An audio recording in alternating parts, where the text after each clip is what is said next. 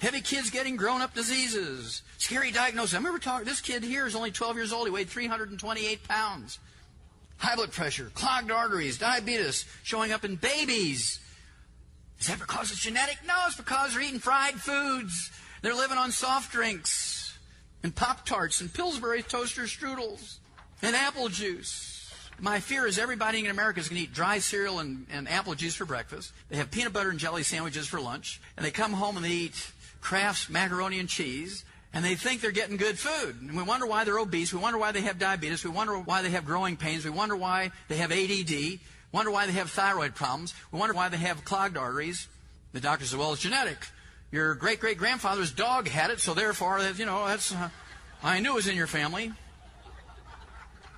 This is a big study, 91,000 nurses, 8 years, a Harvard Nurses' Health Study.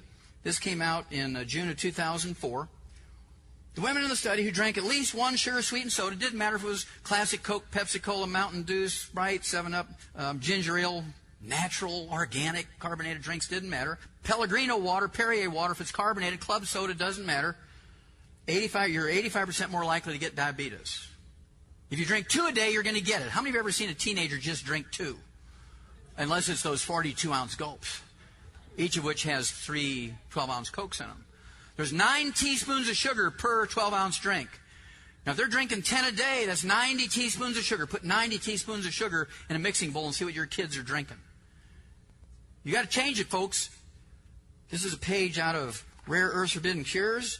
We'll just look at chromium as one of the 2 trace minerals that are missing when you have diabetes. And, of course, there's 23 cofactors necessary for them to work. We learned this in 1957, that we could prevent and cure. We could prevent and cure diabetes in laboratory animals, pet animals, and farm animals in 1957 with these 2 trace minerals. We proved it in human beings 20 years later in 1977. Do doctors use this stuff? No. There's no money in it. There's no money in the cure. The money's in, you're going to be on this insulin for the rest of your life. And so we have to show them that there is an option. Well, they went back, the same people who discovered this in 1957 went back to 1948, and they just looked at chromium. 1948, the amount of chromium in American blood was a big range, 28 to 1,000 parts per billion. In 71, it dropped to 13. 72, it dropped to 10. 73, it dropped to 4.7 to 5.1. In 74, it dropped to 0.73 to 1.6. In 78, it dropped to 0.16. In 80, it popped up almost 3 times, 0.43. That's because in 1977, they came out and said, you can prevent and cure diabetes with these trace minerals. University of Vancouver, British Columbia said you could replace insulin with these trace minerals. They came out big headlines and said it. And everybody went into the health food store and they tried it. And so everybody's level of chromium in their blood went up for a couple of years. And then it dropped back down in 1985 to 0.13 because it wouldn't work. Well, why won't the chromium and vanadium by themselves work? Because they need 23 cofactors. You ever hear me say take chromium and vanadium? No. You take the 90 essential nutrients because they're hooked together like a web. Hooah. Arthritis. 85% of all Americans over the age of 50 already have arthritis and osteoporosis of one time or another to one degree or another. There's not a single medical treatment, that's according to the Center for Disease Control of Atlanta, Georgia, not me. And there's not a single medical treatment designed to prevent or cure osteoporosis or arthritis. There's not a single medical treatment designed to prevent or cure. The only approach that the medical system has is pain relief and surgery. Pain relief and surgery. Well, we eliminated arthritis and osteoporosis in animals 300 years ago in Europe and 1,000 years ago in China. We've known for 1,000 years how to prevent and cure osteoporosis and arthritis.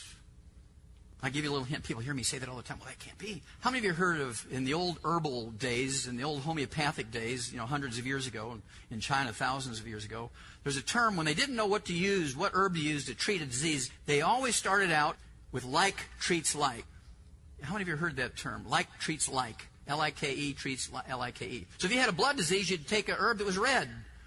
If you had a brain disease, you ate walnuts because a walnut looked like a brain. Half a walnut looks like a brain.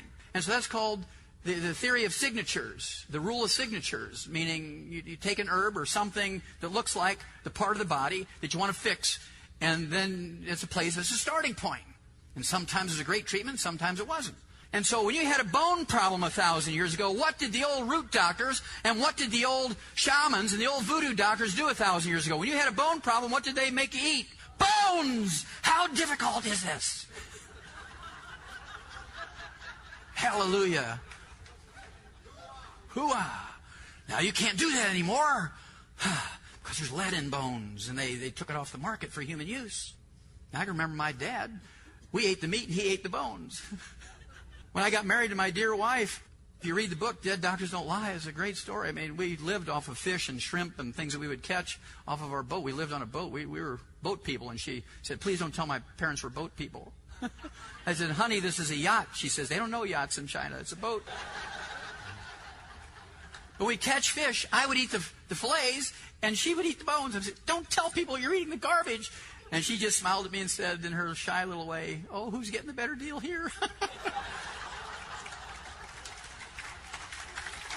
Hoo-ah! The coming epidemic of arthritis. I mean, what a sick article. I mean, the bad news is research shows the disease starts attacking your joints before middle age. Well, they start attacking your joints when you're 2. How many of you heard of growing pains? Yeah, if you want to have fun, go to a mall and just sit in a chair and look at kids. Don't look up above 3 feet. Just look at little kids. Go to a zoo and sit on a bench and just look at kids. Don't look at the animals. Don't look at the people. Just look at kids. Now, you don't see any walking kids anymore. This 25-year-old mother, has an 18-wheeler baby cart. She's got a 6-year-old, a 4-year-old, and a 2-year-old, and she's got a 6-month-old on her back. And she's struggling along with this 18-wheeler baby cart. Now, they're living on apple juice and dry cereal and Fruit Loops for breakfast, and they're getting peanut butter and jelly sandwiches for lunch, and they're getting Kraft macaroni and cheese for dinner, or French toast, with white bread and egg beaters. And these kids can't walk 2 feet. Pick me up, and they just sit down, Now, if I'd have done that when I was 6 years old, my dad would, bam! He said, I'm not carrying you, boy.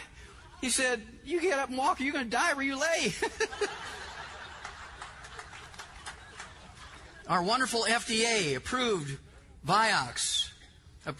They never took it off the market. Merck took it off the market after 4 years because their accountant said, you'll never sell enough. You'll never sell enough to pay for all the lawsuits. Over the 4-year period, there was 139,000 people had heart attacks that could be linked directly to Vioxx. 139,000 in 4 years. And depending on whose statistics and data you look at, 55,000 or 85,000 of them died. And the FDA never took it off the market. Aren't they protecting us? Well, you can't use those vitamins and minerals. You might overdose. Arthroscopic surgery for arthritis is a worthless procedure, published in the New England Journal of Medicine. It was a big study done by the Harvard Medical School, July 2002. Why did doctors continue to use arthroscopic surgery for arthritis of the knee? $1.5 billion they made in income on that one procedure in the year 2001. Osteoporosis strikes both sexes equally. I had to go to Canada to learn this. November 2001, the Globe and Mail, great Canadian newspaper. Osteoporosis strikes both sexes equally. Anybody read that in an American newspaper? No. Big study, 10,000 people, over 3,000 men, over 6,000 women. Men are as likely as women to suffer from osteoporosis. The surprise findings from a new 5-year Canadian study to be released today said. The results turn the tables on the belief that women are the prime victims of conditions. Now here's kind of interesting. This study, the results of the study, will almost certainly change the way that medical professionals deal with the unexplained bone fractures in men and the way that education about the condition is handled. Now raise your hand, gentlemen, if you got an email or a postcard or a phone call or a letter or some kind of communication from your personal medical doctor, your primary care physician, your family doctor saying, Roy, you better come on in because we just learned that men get osteoporosis at an equal rate with women. And I want to do a bone density test on you. Any of you men get that from your medical doctor? Now, I've given this lecture for 5 years now. I've lectured 300 times a year. I've been in 8 countries. And I've never had a single man raise his hand, or a married man either. Never had any man raise his hand. I realized what that sounded like. Okay. Now, here comes the killer. The guy who's in charge of the Department of Rheumatology, the bone disease guy from McMaster's University, which is like their Harvard Medical School, we didn't think that men got fractures. And now this is what he's teaching the medical student. You want to slap that guy, grind him up, and feed him to a rabid dog. And he's teaching that to medical doctors, that men don't get fractures. Disregard them. They're all gnarled up with Dowager's hump. They can't even pick up a glass of water. Well, you're okay. You're a man. You don't get osteoporosis and arthritis. Hoo-ah. Carbonated drinks.